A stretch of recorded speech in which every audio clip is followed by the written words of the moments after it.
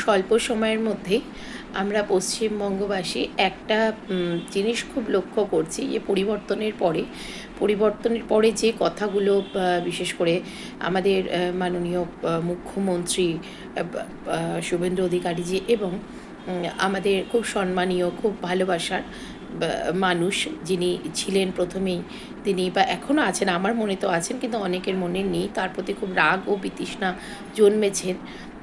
তিনি হলেন শ্রমিক ভট্টাচার্য। কারণ আমি অনেক রিলস দেখে যেটা বুঝি সেটা বললাম। তবে আমার মনে হয় এটা কিন্তু একেবারেই বৃথা, এটা কিন্তু করবেন না। একটা কথা জানবেন, সবাইকে মান দেওয়াটা কিন্তু খুব ভালো কথা, ক্ষমা করে দেওয়াটা খুব ভালো কথা। তা বলে এটা নয় যে বিজেপি যারা করেছে, বিজেপি কার্যকর্তাদের মধ্যে ক্ষমতা নেই। প্রত্যেকটা কার্যকর্তাই কিন্তু ভীষণভাবে ক্ষমতাশালী। তার জন্যই তারা এত বছর এত লাঞ্ছনা গঞ্ছনায় হেরে যাওয়ার পরেও কিন্তু তারা বিজেপিকে ছাড়েনি।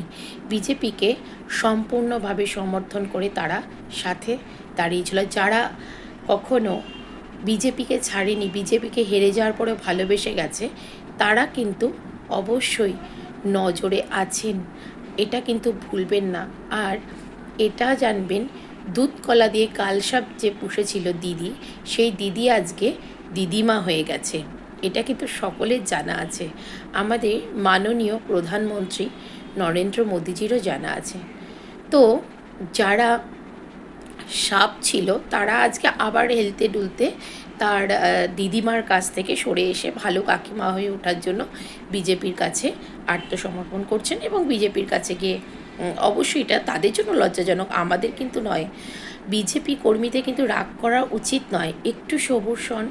কারণ তাদের কিন্তু জায়গা দিচ্ছেন, মহান জায়গা না, জায়গা দিচ্ছেন, বসার জায়গা দিচ্ছেন, কিন্তু সিংহাসন দিচ্ছেন না। নরেন্দ্র মোদীজি খুব বিচক্ষণ মানুষ, খুব দূরদর্শী মানুষ, তাই তাকে কিন্তু খুব হালকাভাবে আমাদের কর্মীরা, যারা বিজেপি কর্মী আছেন তারা নেবেন না একেবারেই। অবশ্যই ওনার জানা আছে যে দুধ কলা দিয়ে কখনো কালসাপ পোষা যায় না, কারণ সর্বপ্রথম ছোবলটা তাকেই খেতে হবে। তাই আমাদের মাননীয় প্রধানমন্ত্রী নরেন্দ্র মোদীজি এত ভুল কাজ করবেন না।